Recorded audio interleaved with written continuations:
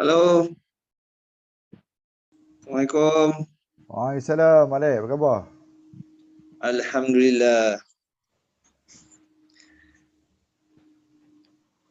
Tapi aku punya office ni dah banyak lah pula cases. Macam Normal. itu bilik. Normal, Alek. Aku pun, Ha? Kau pun sama tak? I mean, expected lah. Dia sekarang ni bagi aku semua near miss je. Maksudnya kau nak elak tak elak, nasib kau lah. Kau macam Ataupun kau dah kena, lain lah kan? kena tak lah. I mean, it's always a close call lah. Kat office aku memang baik. Aku banyak close call lah. Close call maksudnya Adik aku kena second time lah ni. Adik I aku dengan see. the whole family. I see. Tapi tak, not as severe as last time kot. Okay lah. Alhamdulillah lah. Aku rasa banyak cases yang macam non-severe cases kot.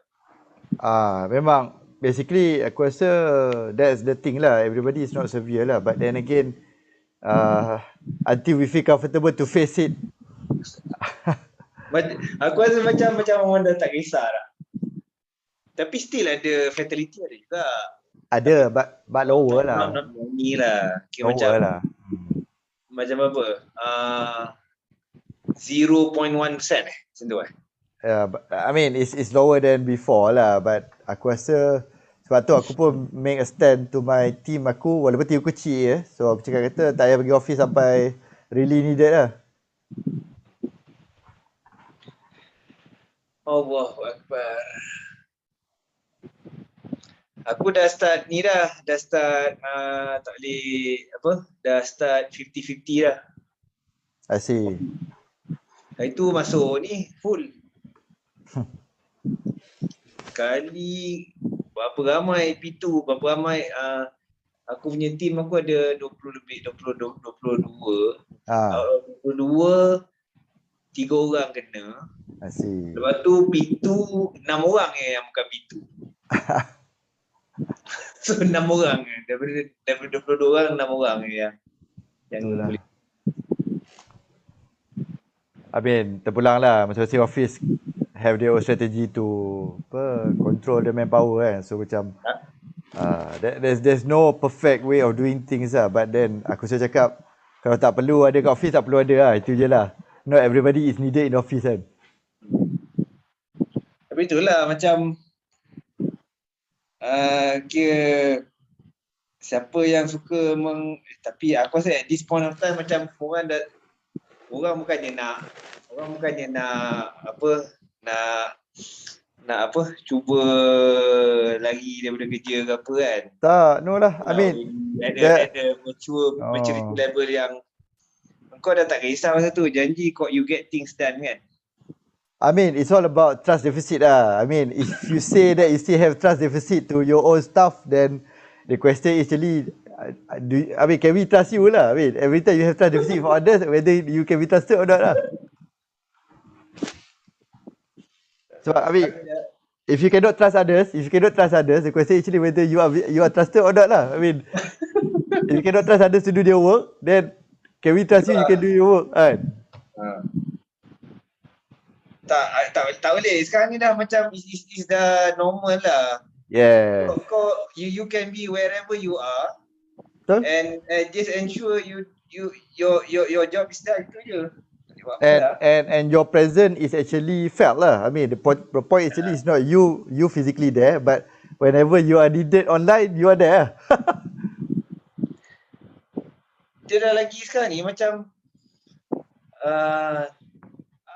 aku rasa macam kau bertambah banyak kerja kau yang kau agree.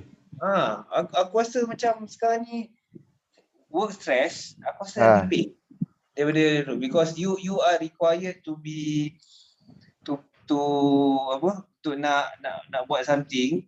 Correct. Wherever you are, whenever you are, whenever. Correct. Your privacy been encroached lah. You will feel that every time somebody will come and find you lah anywhere.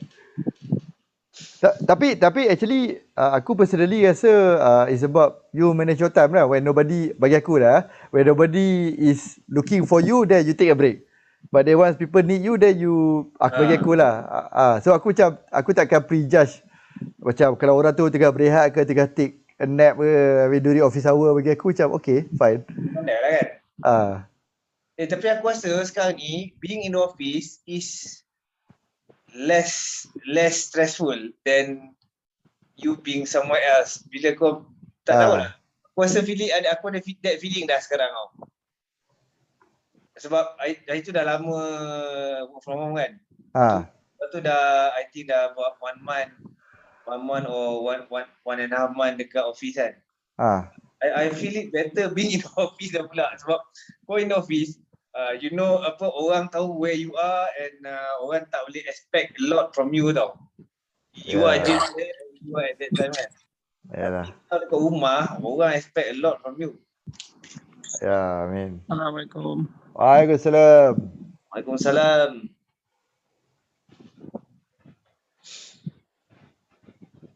Siapa tu? Tanjung kot. Oh, dah masuk dah banyak. Sorry. Meng. Assalamualaikum, Meng.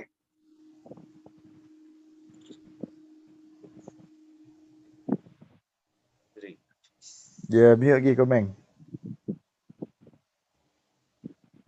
Waalaikumsalam. Yeah. Alek, kau Meng jawab salam tu, kau pula mute. Apalah, Alek.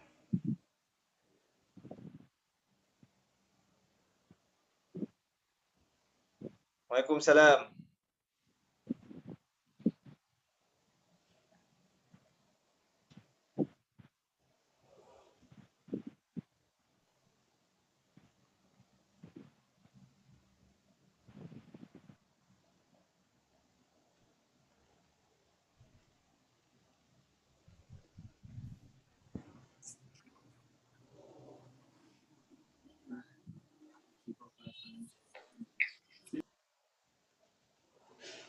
Tunggu ya, kita tunggu start.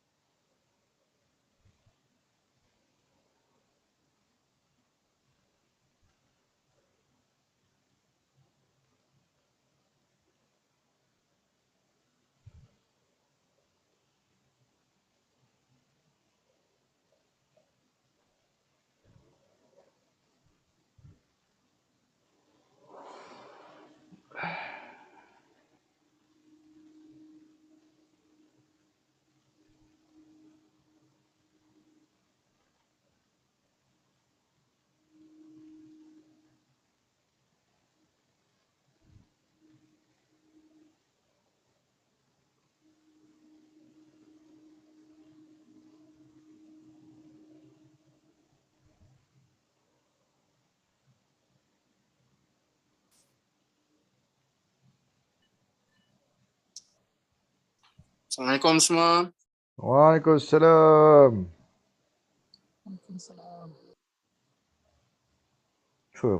Banyak muka-muka lama tak tengok. Ijat ada. Alek lama kan kita jumpa kau, Alek. Okay. Otak dah ada balik ni. Okay. Welcome back everybody. Jatuh. Thank you. Aku dah lama tak join. Tak apa. Recording ada tapi ada yang aku miss out recording kat lah. So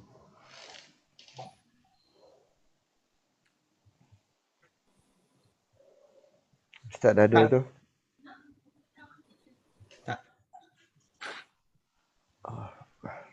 Assalamualaikum, dengar tak? Waalaikumsalam. Dengar Ustaz. Dengar. Clear. Sekejap, tak boleh buka kamera pula. Dia ni Tak apa Ustaz. Tak apa Ustaz. Yang penting suara tu Ustaz. Sekejap. Sekali lagi ya. Dekat rumah ke dekat surau ke Ustaz? Dekat surau, bawa habis semayang tadi. Habis lambat. Tak apa Ustaz. Memang sekarang isyak lambat Ustaz. 8.40 8.40 betul. Jadi kita yalah. Setengah 40 minit tu normal lah.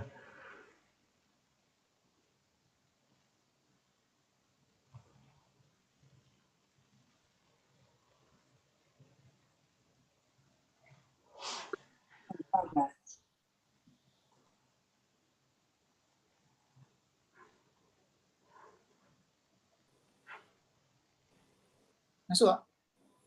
Suara nampak Ustaz? Nampak? Baik. Tak maaf. Tak apa Ustaz. Allahumma salli ala sayyidina Muhammad.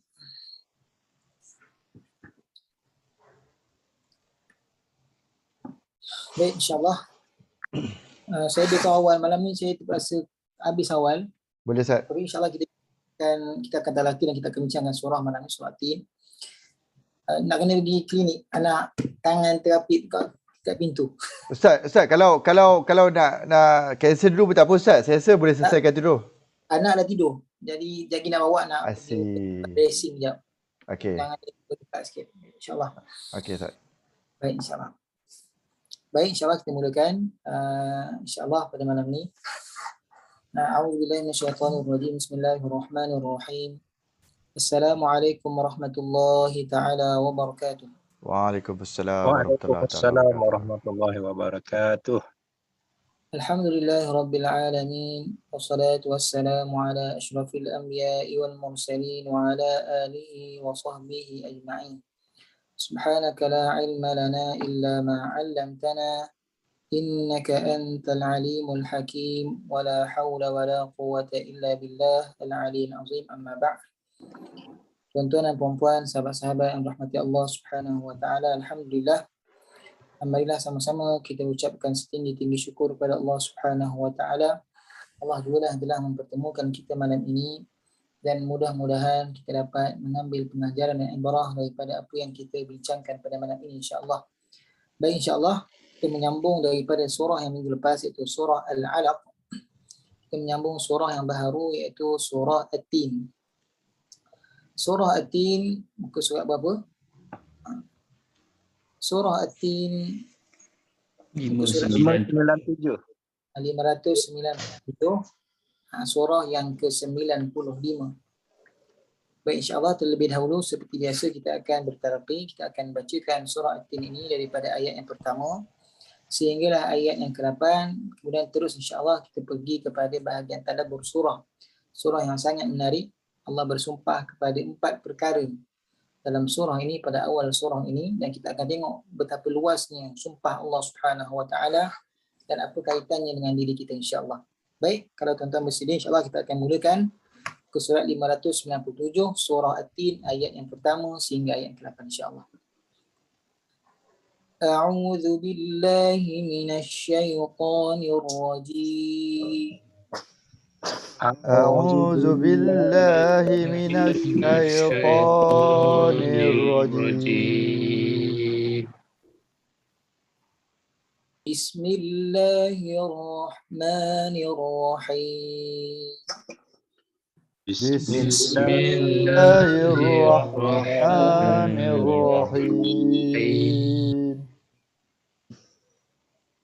At-tini waz-zaytun. Wat-tini waz-zaytun. Wa turi sinin. Wa turi sinin.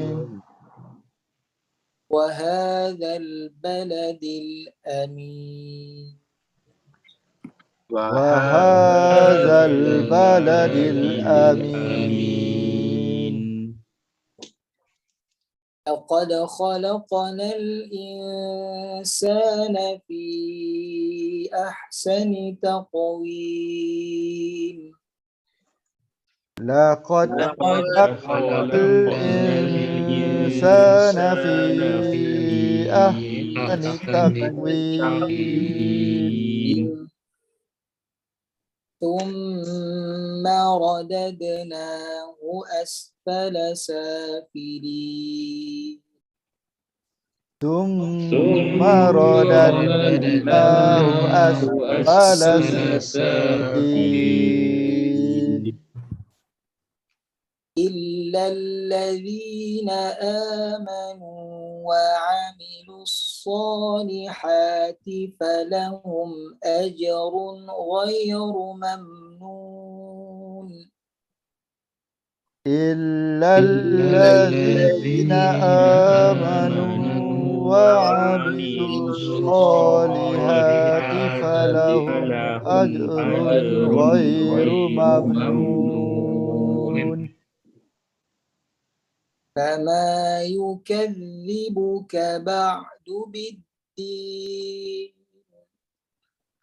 فما يكذبك بعد بالدين أليس الله بأحكم الحاكمين أليس الله بأحكم الحاكمين صدق الله العظيم صدق الله العظيم. Kalau kita perasan surah ni Allah mulakan dengan buah. Allah sebut buah, dua nama buah yang sangat hebat. Dan dalam surah ni juga kita perasan banyak tanda syaddah atau tasydid, iaitu tanda sabdu. Pada awal tu wati, tekanan pada huruf ta dan tekanan pada huruf zai. Wattini wazzaitun. Macam mana kita tekan huruf ta dan zai ni? Macam tu jugalah kita kena tekan pada kalimah waladhdallin. Kaedahnya sama. Kita mesti tekan atau kita tekan, kita hold kejap. Wat tanpa kita memutuskan nafas. Jangan wati, dia tidak terputus. Kita bawa huruf tu. Wattini waz. Huruf zai didengar ada bunyi desiran tu. Ada bunyi z. Wattini wazzaitun. Bukan waz zaitun. Bunyi z tu tidak terputus. Sama juga waladdall. Kita tekan lam tu. Dall. Bunyi l tu. Jangan waladdallin. Itu maksudnya terputus. Okey. Banyak lagi contoh-contoh yang lain. Illalladzi, contohnya lagi. Thumma, ataupun fama yukadzibuka ba'du biddin. Huruf zal dan huruf dal. Okey. Jadi penekanan pada tasydid itu sangat penting. Sebab kalau kita tak tekan dengan sungguh-sungguh atau kita tak sempurnakan tasydid, maka kita akan mengurangkan huruf. Tasydid ni ibarat ada dua huruf. Huruf yang pertama sukun, mati. Huruf yang kedua ialah huruf yang berbaris. Baik. InsyaAllah pada malam ni kita akan bincangkan surah yang ke-95, surah At-Tin. Surah yang mana turun je ni Bekah.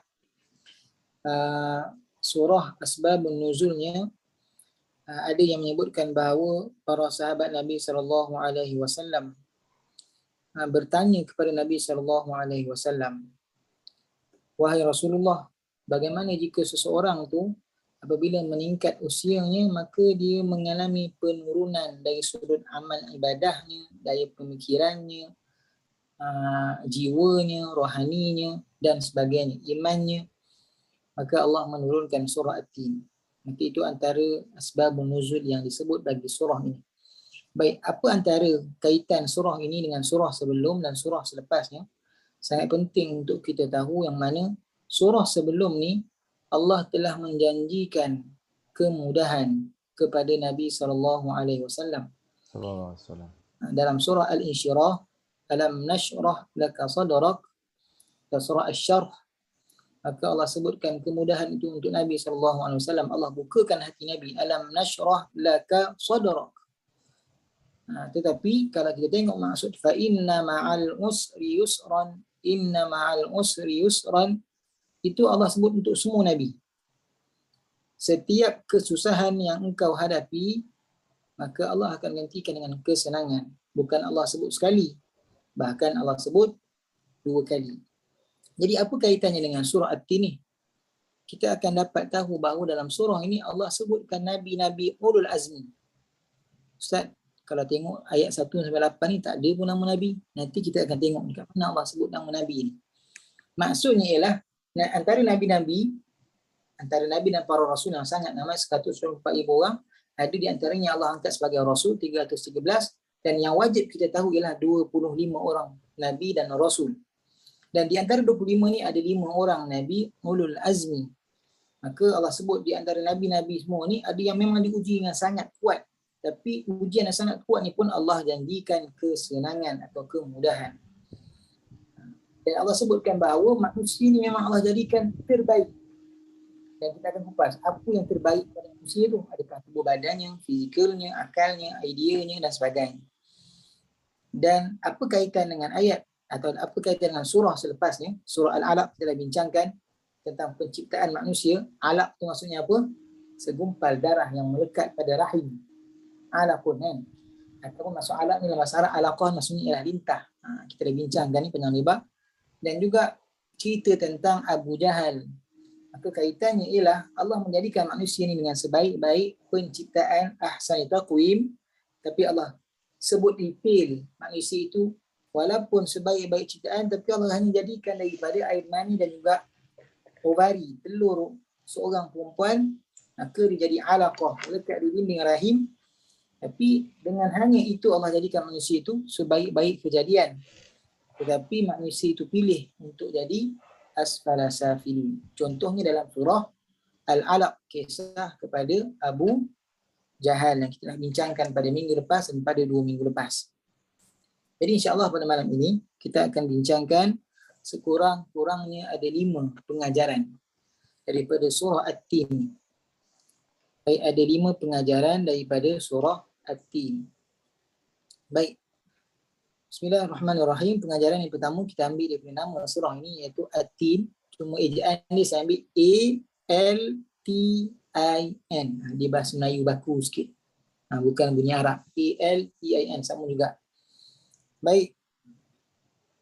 Yang pertama atau pengajaran yang pertama yang kita boleh ambil ialah Allah bersumpah dengan makhluk dan keluasan maknanya.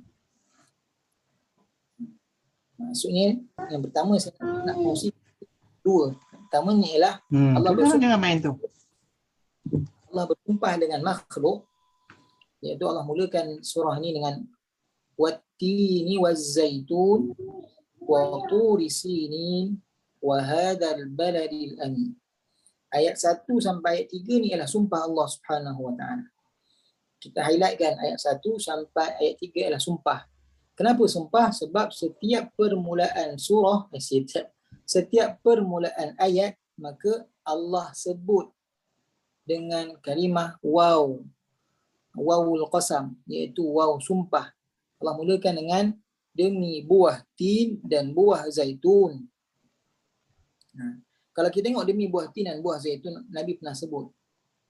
Kalau aku katakan tentang buah yang diturunkan daripada syurga, maka aku akan sebutkan buah tin. Kenapa buah tin? Sebab buah daripada syurga adalah buah yang tiada biji. Kata Nabi SAW. Dan kata Nabi, makanlah buah tin ni, sesungguhnya dia akan menghentikan penyakit buasi. Ini hadis Nabi SAW. Dan juga akan bermanfaat untuk sakit-sakit badan. Kita rasa lenguh-lenguh badan, maka buah tin kaya dengan serat akan membantu untuk menguatkan badan. Kita rasa sengal-sengal, kita rasa lemah badan, sendi lemah, maka Nabi sebut makan buah tin. Maka Allah sebut dalam surah ni wattin, Allah bersumpah dengan tin. Kemudian Allah juga bersumpah dengan buah zaitun. Baik. kalau kita tengok buah zaitun ni Allah juga pernah sebut dalam surah yang lain. Allah sebut dalam surah yang lain, dalam surah An-Nur, Allah sebut az-zujajatu ka'annaha kawkabun durriyyun yuqadu min syajaratin mubarakatin zaitunatin la syarqiyyah wala gharbiyah yakadu zaituha yudhi'u walau lam tamsashu nar. Allah sebut tentang buah yang tumbuh, buah yang minyak dari buah yang berkat. Allah sebut yuqadu min syajaratin zaitunatin mubarakatin zaitunah. Baik, Allah sebut tentang buah zaitun di dalam surah An-Nur.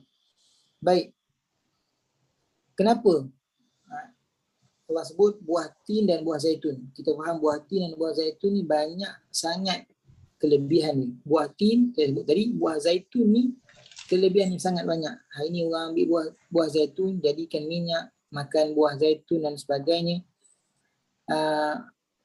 Maka apa maksud di sebalik buah tin dan buah zaitun? Selain Allah bersumpah kerana kelebihan buah tu, manfaat buah tu, kehebatan buah tin dan zaitun ni, tapi ada maksud dia, ada keluasan maksud yang Allah nak sampaikan. Baik, antara yang disebutkan dalam tafsir, buah tin ni adalah merujuk kepada Palestin. Buah tin dan zaitun ni merujuk kepada Palestin, yang mana Allah sebut apa? Diberkati tanah ni. Maka Allah juga gunakan pada zaitun. Alladhi barakna hawlahu linuriyahu min ayatina. Cerita tentang Isra' Mi'raj Nabi kan, daripada Masjidil Aqsa. Maka Allah sebut juga dalam buah zaitun, iaitu zaitunatil apa? Syajaratin mubarakatin zaitunatin la syarqiyatin wala gharbiyah. Baik, itu pendapat yang pertama. Ada yang menyebutkan juga dia adalah Syams, iaitu Syria, Damaskus dan juga Palestin. Ada yang merujuk pada Palestin sahaja. Ada yang menyebutkan dia adalah selatan Iraq. Ada juga yang menyebutkan bahawa dia Bukit Judi, iaitu bahtera Nabi Nuh AS. Baik, itu untuk buah tin. Baik, buah zaitun pula ada yang menyebutkan bahawa dia merujuk kepada Bukit Zaitun di Jerusalem, iaitu di Palestin. Dan kata Ibn Abbas, dia merujuk kepada Masjidil Aqsa di Palestin. Okey, itu adalah buah tin dan buah zaitun. Baik, tetapi dalam bahasa Arab klasik, bila disebutkan tentang sesuatu perkara yang masyhur pada tempat tersebut, contoh kalau tempat tu terkenal dengan sesuatu perkara, maka tempat tu akan digelarkan dengan perkara tersebut. Contohnya apa? Contoh kalau tempat tu terkenal dengan durian, maka kita akan panggil tempat tu sebagai tempat durian atau syurga durian. Samalah juga dalam bahasa Arab ni, kalau tempat tu terkenal dengan buah tin, maka dipanggil sebagai gelaran buah tin dan juga buah zaitun. Baik, kalau kita faham tadi disebutkan sebagai at-tin dan zaitun ni adalah Palestin. Maka ada ulama dan juga para mufassir, ahli tafsir menyebutkan at-tin merujuk kepada Nabi Nuh AS.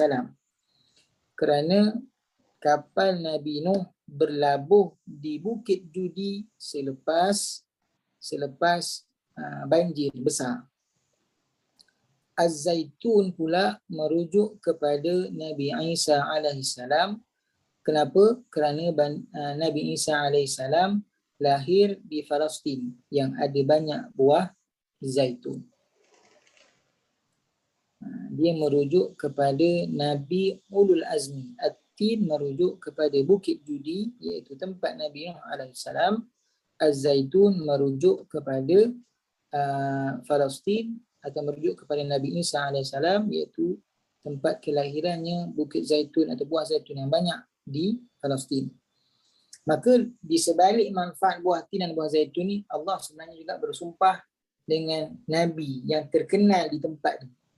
Buah tin dan buah zaitun terkenal di situ, maka Allah juga menggambarkan, disebutkan oleh para mufassir, di sebalik nama buah itu juga Allah mendatangkan contoh kepada Nabi Muhammad SAW, nabi-nabi terdahulu yang banyak diuji. Maka Allah sebutkan nama tempat merujuk kepada nabi-nabi yang terdahulu. Adapun yang kedua, wa turi sinin, kalimah tur ialah bukit dalam bahasa bukan Arab. Kalimah tur bukan bahasa Arab asalnya. Disebutkan bukan bahasa Arab. Cuma orang Arab ambil nama tur, menjadikan dia bermaksud bukit. Dan sinin maksudnya ialah Bukit Sinai. Bukit Sinai ni di mana? Di Egypt, di Mesir. Dan kita tahu Bukit Sinai ini adalah tempat di mana Nabi Allah Musa, Kalimullah, Nabi Allah Musa alaihissalam bertemu dengan Allah Subhanahu wa taala. Mendapatkan wahyu secara langsung dengan Allah Subhanahu wa taala. Maka tempat yang Turi Sinin ini adalah khusus kepada Nabi Muhammad sallallahu alaihi wasallam. Tapi antara mukjizat disebutkan dalam ayat kedua ni, bila sebut wa Turi Sinin dan Nabi membacakan ayat ni wa Turi Sinin, dan orang yang mendengar tu rasa, wahai Muhammad, macam mana kau tahu tentang Turi Sinin? Sedangkan kalimah Tur bukan kalimah bahasa Arab. Dan Bukit Sinai ini bukan datangnya di kawasan tanah Arab. Dan Muhammad, engkau tak pernah sampai sana.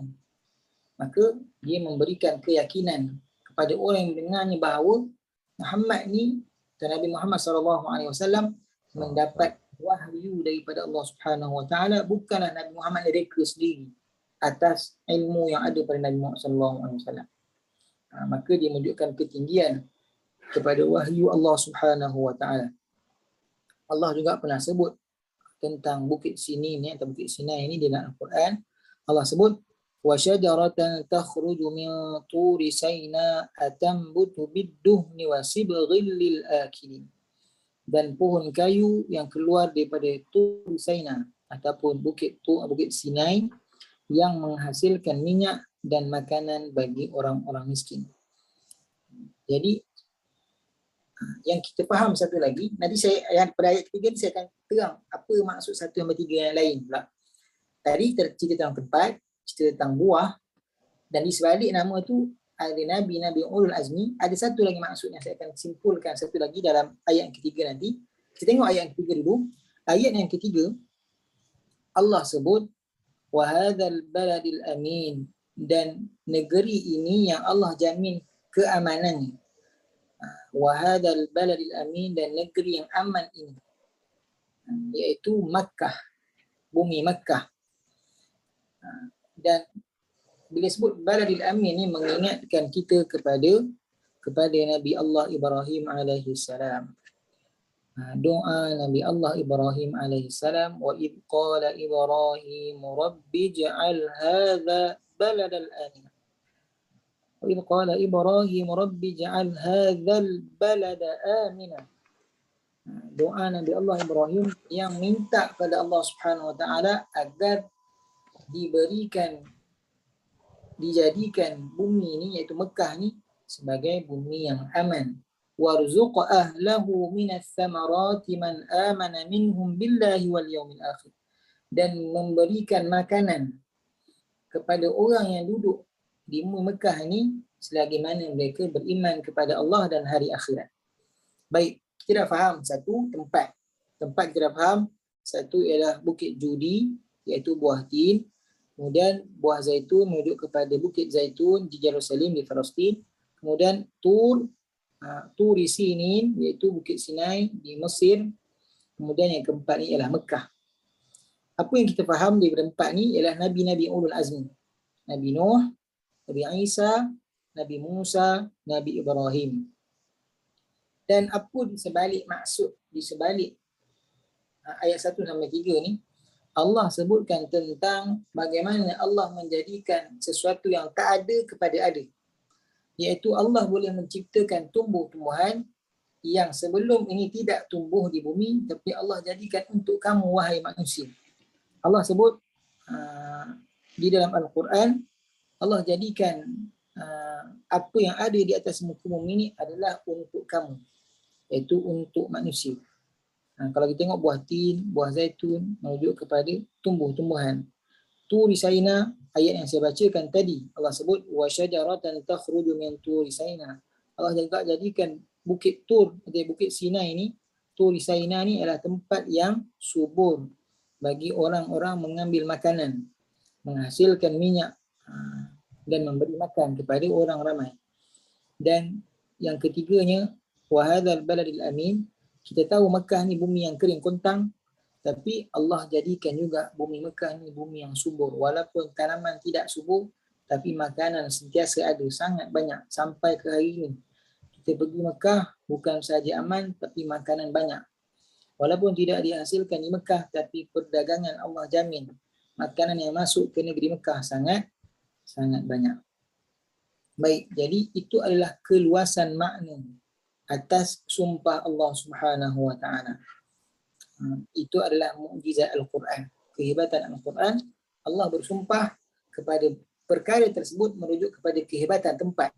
Kehebatan buah dan kehebatan tempat. Buah tu ialah buah tin dan buah zaitun. Hebatnya buah tin dan buah zaitun kita tahu. Kemudian tempat, contohnya Bukit Sinai, iaitu tempat di mana Nabi Musa bercakap direct dengan Allah, mendapat wahyu daripada Allah. Kemudian Mekah, tempat yang Nabi berkati, yang didoakan oleh Nabi Allah Ibrahim sampailah kepada Nabi Muhammad SAW, maka dipelihara oleh Allah Subhanahu wa taala. Maka di sebalik sumpah Allah Subhanahu wa taala itu banyak maksud yang kita dapat, dan kita tahu juga bahawa Allah merujuk kepada nabi-nabi yang terdahulu. Yang kalau kita boleh relate-kan dengan surah sebelumnya, fa inna ma'al usri yusran, fa inna ma'al usri yusran, inna ma'al usri yusra. Setiap kesusahan yang kau hadapi wahai para nabi, maka Allah jamin, Allah janjikan kesenangan. Bahkan Allah ulang sekali lagi, inna ma'al usri yusra.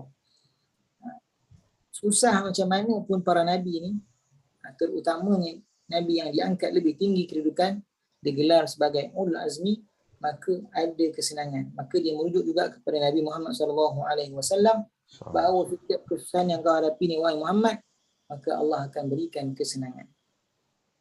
Tapi kalau kita tengok yang jauh sikit dalam surah sebelum tu, surah Ad-Duha, Allah memang dah jamin kepada khusus surah Ad-Duha sebelum surah Al-Insyirah, surah Asy-Syarq wad-Duha tu, sebelum surah Al-Insyirah. Kalau daripada depan, di awal dululah. Okay. Dalam surah tu Allah memang jamin khusus untuk Nabi SAW, Nabi Muhammad SAW. Allah sebut wad-duha wal-laili idza saja ma wadda'aka rabbuka wa ma qala. Start ayat keempat, walal akhiratu khairul laka minal ula. Cerita tentang dakwah Nabi, wahai Muhammad, awal kau, tugas dakwah kau yang pertama memang payah. Tapi Allah sebut walal akhirah, tapi dakwah kau yang akhir, di bahagian akhir, selepas itu akan menjadi mudah atau lebih baik daripada yang awal. Tapi dalam surah Al-Insyirah Allah merujuk kepada semua Nabi, dan dikhususkan lagi dalam surah At-Tin ni kepada Nabi-Nabi Ulul Azmi, yang mana kita tahu banyak pengorbanan Nabi-Nabi Ulul Azmi ni. Ujiannya sangat dahsyat. Nabi Nuh sangat dahsyat. Bayangkan 950 tahun berdakwah, berapa orang je yang masuk Islam mengikut Nabi Nuh AS. Isteri dan anak-anaknya bahkan menolak Nabi Nuh. Nabi Isa AS, bagaimana dia dikerjakan oleh kaumnya, ditinggalkan pula oleh kaumnya, kemudian hendak ditangkap dan disalib. Kemudian Allah angkat Nabi Isa AS. Nabi Musa, kisah yang paling banyak dalam Quran, kisah Nabi yang paling banyak dalam Quran ialah Nabi Musa. Kalau kita nak buka satu kisah atau slot tentang Nabi Musa memang sangat panjang. Dan juga Nabi Allah Ibrahim, bagaimana Nabi Allah Ibrahim diuji dengan isteri, dengan anak, dengan zuriat, kemudian diuji dengan ayahandanya, iaitu seorang tukang berhala. Kemudian Allah perintahkan pula Nabi Allah Ibrahim ni berhijrah dengan isterinya ke Mekah, tinggalkan anak isterinya selama 7 tahun, tinggal lama. Itu adalah pengorbanan yang Allah tunjuk kepada Nabi-Nabi Ulul Azmi. Maka itu adalah pengajaran yang pertama. Pengajaran pertama tu lama. Baik, itu adalah pengajaran yang pertama. Pengajaran yang kedua, L tu ialah letih berdakwah adalah sunnah para Nabi. Sunnah para Anbiya. Allah sebut dalam surah sebelumnya, surah Al-Insyirah, fa inna ma'al usri yusran, inna ma'al usri yusra, fa idza faragta fansab wa ila rabbika farghab. Apa maksud Allah? Fa idza faragta fansab wa ila rabbika farghab.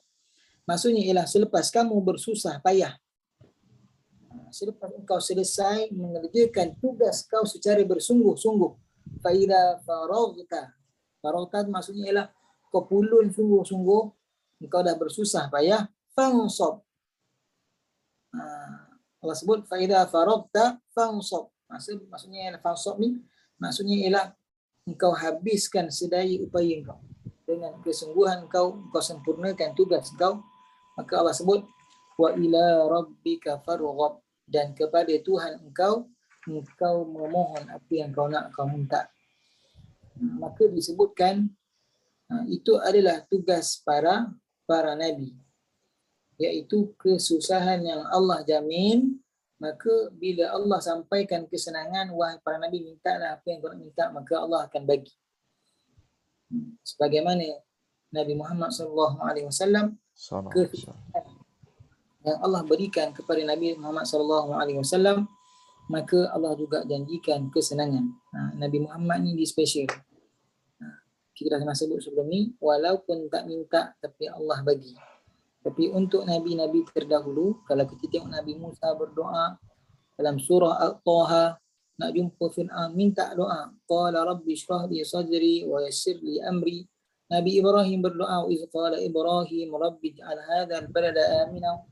Nabi Nuh juga berdoa, minta Allah berikan hidayah kepada isteri dan anaknya. Nabi Isa juga berdoa, minta Allah bagi hidayah kepada kaumnya, selamatkan kaumnya. Tapi itu adalah janji Allah. Dan memang para nabi ini atau jalan dakwah, kalau kita ikut jalan para nabi ini, menyampaikan dakwah ni memang letih, memang penat. Ada orang dipilih jalan dia ialah jalan untuk berdakwah. Kita tengok guru-guru kita, tuan-tuan guru kita, ustaz-ustaz kita, ramai yang menjadikan dakwah ni sebagai kerjaya ni.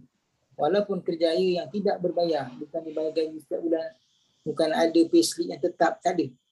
Tapi ada setengah tuan-tuan guru kita yang kita tengok memang sekadar apa yang dia ada. Kan? Kita tengok itulah tugas mereka dan mereka tidak dibayar, tapi letih mereka itu adalah janji Allah Subhanahu Wa Taala yang Allah akan gantikan. Dan itulah jalan para nabi. Maka Allah sebut fansab wa ila rabbika farghab. Dan bersusah payah dalam jalan dakwah ini, maka minta atau mohonlah kepada Allah Subhanahu Wa Taala. Maka itu pengajaran yang kedua. Dan pengajaran yang ketiga ialah iaitu terbaik ciptaan manusia pada akal dan roh, bukan sekadar jasad. Baik, Allah sebut laqad khalaqnal insana fi ahsani taqwim dalam ayat yang keempat. Allah sebut lam tu lam taukid, sungguh. Qad tu sesungguhnya, maksudnya sungguh-sungguh. Khalaqna, kami jadikan. Allah membahasakan dirinya kami, menunjukkan dekatnya Allah dengan manusia. Maksudnya ialah bukan dia jadikan. Dia ni macam seolah-olah orang yang ketiga, yang jauh. Tapi kami ni seolah-olah Allah bercakap terus dengan manusia. Laqad khalaqnal insan, Allah menyebut insan. Kenapa insan? Sebab insan ni merujuk kepada manusia yang sering lupa. Ahsani, baik, ahsani yang kita nak bincangkan dalam pengajaran yang ketiga ni ialah bagaimana Allah menciptakan Nabi Adam alaihissalam daripada tanah. Jasad Nabi Adam ni diciptakan daripada tanah. Maka ketika jasad itu dibaringkan, maka jasad itu adalah jasad yang terbaik. Sebagaimana Allah memberikan jasad kepada kita, jasad yang Allah jadikan ini adalah jasad yang terbaik. Tetapi dalam keadaan yang mana kalaulah tidak diberikan akal dan tidak diberikan roh kepada jasad, maka jasad itu hanya sekadar jasad. Sebab itulah Allah gabungkan ahsani taqwim. Taqwim ini maksudnya ialah yang berdiri. Tiada makhluk yang berdiri melainkan manusia. Makhluk lain semuanya 4 kaki jalan. Tak ada yang tinggi menegak jalan macam manusia. Maka maksud taqwim itu ialah yang tinggi dan yang berjalan, yang bangun, yang tegak, maksudnya taqwim. Jadi ahsani ini disebabkan jasad manusia asalnya, jasad Nabi Adam AS dalam syurga terbaring, maka diberikan roh, maka dibangun. Tetapi kalau jasad tu tidak diberikan roh, sebagaimana kalau kita tengok orang mati, roh telah dicabut daripada badannya, maka jasad tu tak ada fungsi. Orang tu sadur macam mana, tegak macam mana, kuat macam mana, badannya sihat macam mana, organnya semua sihat. Tapi kalau tak ada roh, maka jasad tu hanya sia-sia. Tapi Allah sebut, Allah jadikan manusia ni jasad baik, bahkan lebih baik pada roh dan juga pada akal manusia. Sebab itulah roh ni membezakan manusia dan juga haiwan. Akal juga membezakan manusia dan juga haiwan. Dan roh ni pengisiannya ialah iman yang dipandukan oleh akal. Allah berikan kita akal untuk berfikir. Allah sebut wa nafsin wa ma sawwaha fa alhamaha fujuraha wa taqwaha dalam surah Asy-Syams. Allah kata Allah jadikan wa nafsin wa ma sawwaha.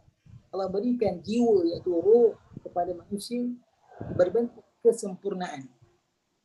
Maksudnya roh ni adalah kesempurnaan kepada manusia dan itu adalah sebaik-baiknya. Maka Allah berkata fa'alhamaha fujuraha wa taqwaha. Yang memandukannya ialah Allah mengilhamkan pula pada akal. Yang memandu roh ni ialah akal. Kita boleh fikir, kita boleh menilai. Sebab itulah kita dah cerita sebelum ni dalam surah Al-Alaq. Allah sebut tentang ni, depan ni apa?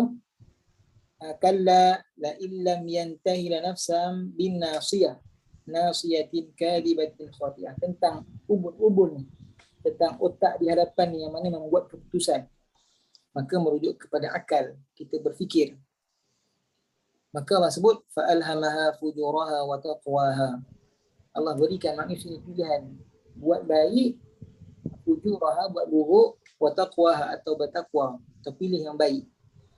Tapi asasnya mesti ada iman yang mana akan duduk dalam roh manusia.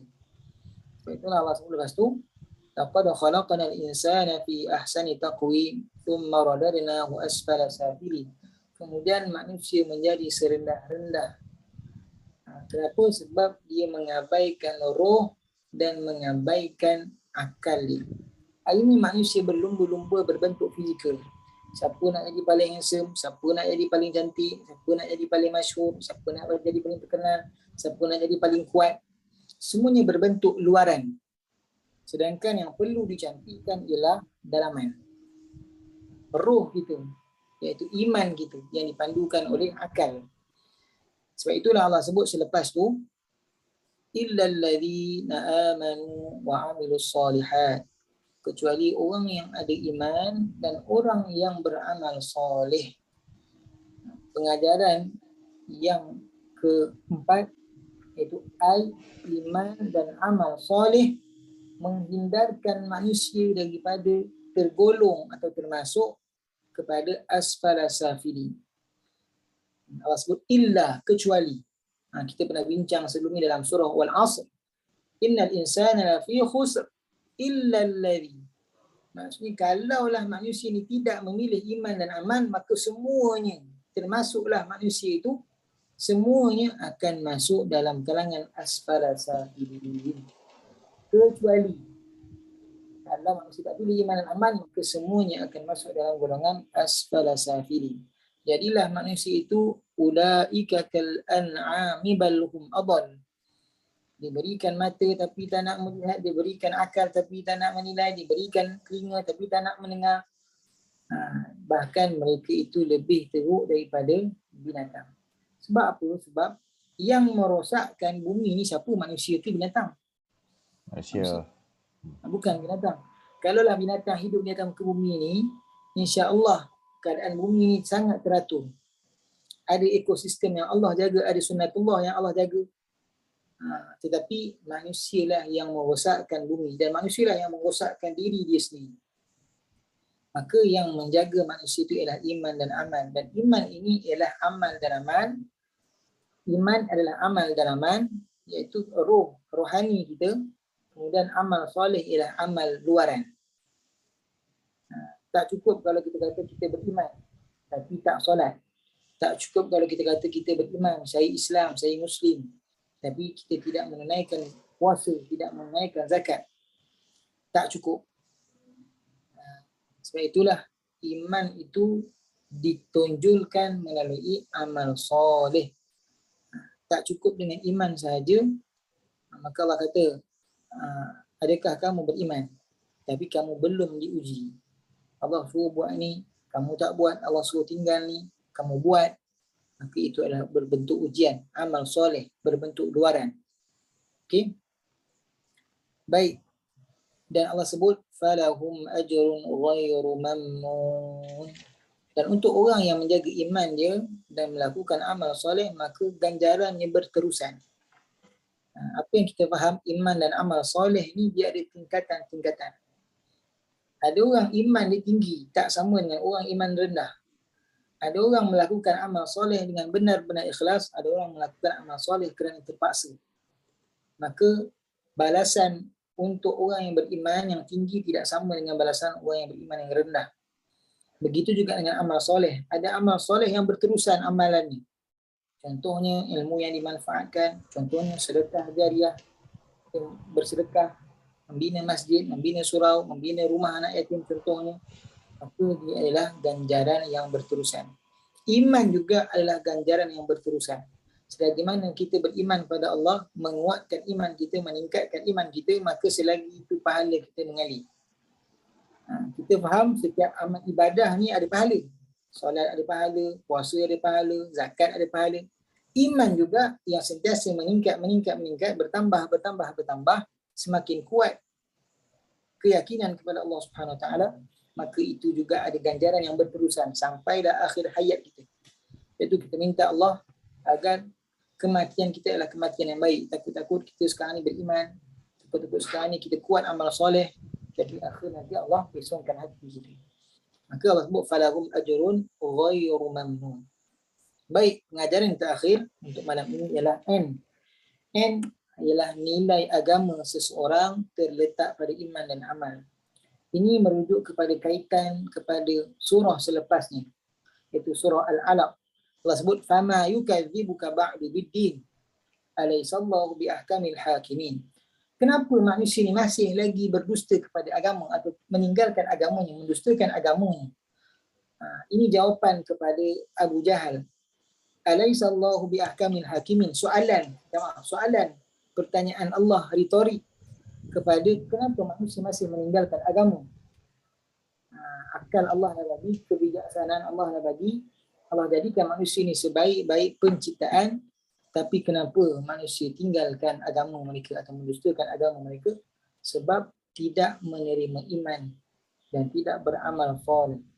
Kalau kita tengok kepada kisah Abu Jahal, Allah jadikan dia sebaik-baik orang. Dari sudut luarannya, bersedekahnya, kuatnya, beraninya, kebijaksanaannya. Tapi adakah itu menjanjikan seseorang itu sebaik-baik amal atau sebaik-baik manusia? Tidak. Yang menjadikan seseorang itu ahsani taqwim ialah dia menjaga roh dia dengan iman dia dan diterjemahkan dalam bentuk fizikalnya dengan amal solehnya. Iman, roh, terdidik roh kita, rohani kita, dan diterjemahkan dalam bentuk fizikal, tubuh badan kita bergerak, kita menunaikan solat, itu bentuk luaran.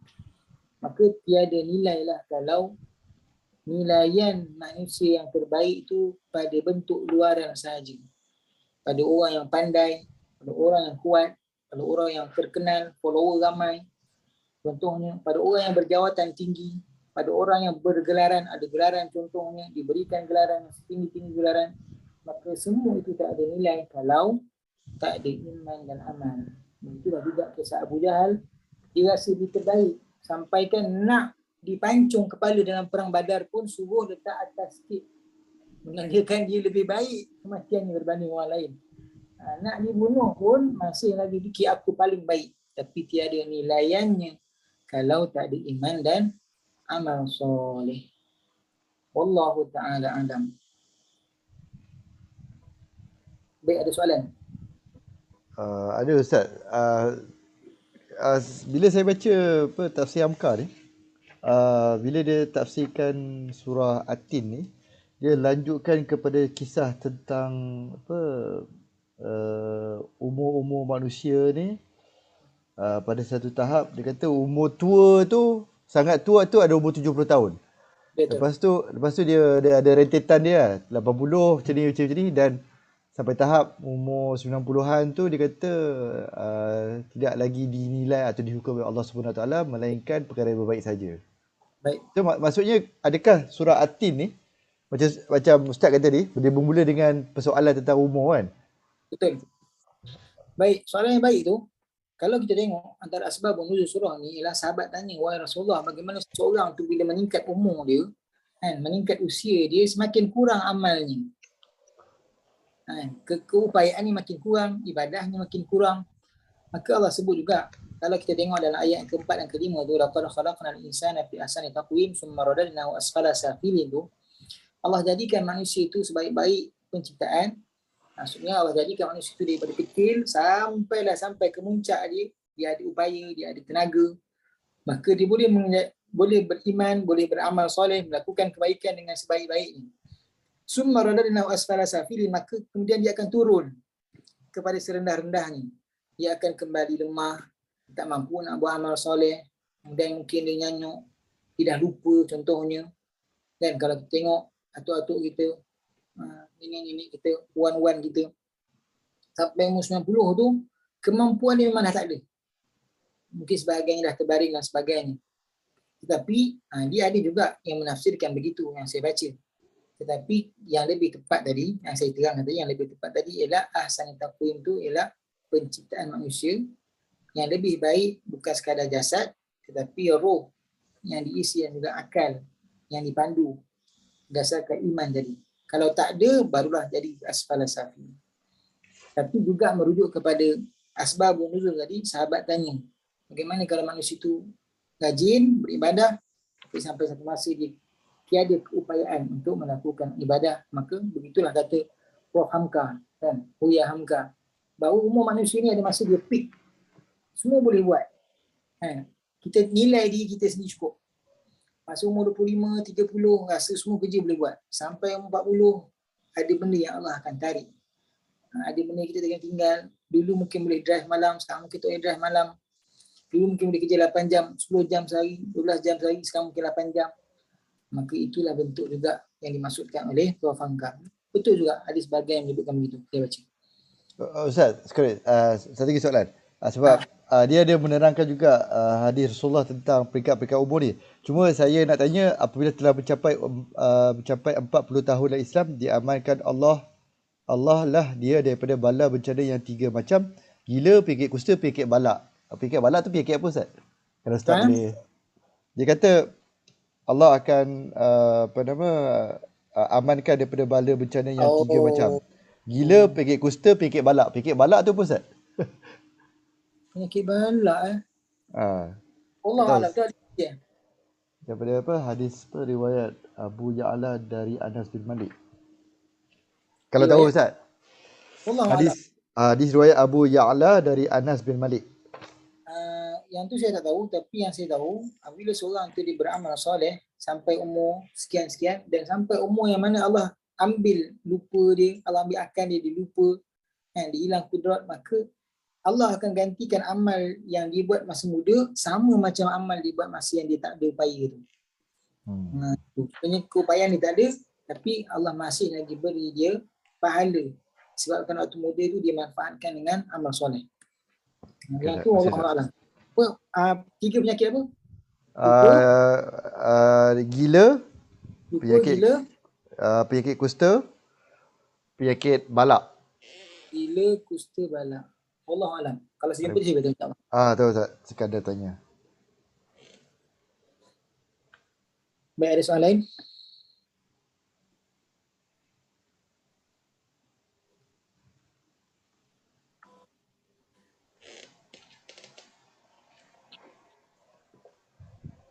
Baik, insyaAllah kalau tak ada soalan, terima kasih kepada tuan-tuan yang ada penanganan ini. Mudah-mudahan kita dapat manfaat daripada surah At-Tin. Surah yang ringkas tapi maksudnya yang sangat luas, dan kita dapat tengok kaitan antara surah sebelum dan surah selepasnya. Dan Allah memberikan gambaran bagaimana manusia ini memang Allah jadikan dia terbaik.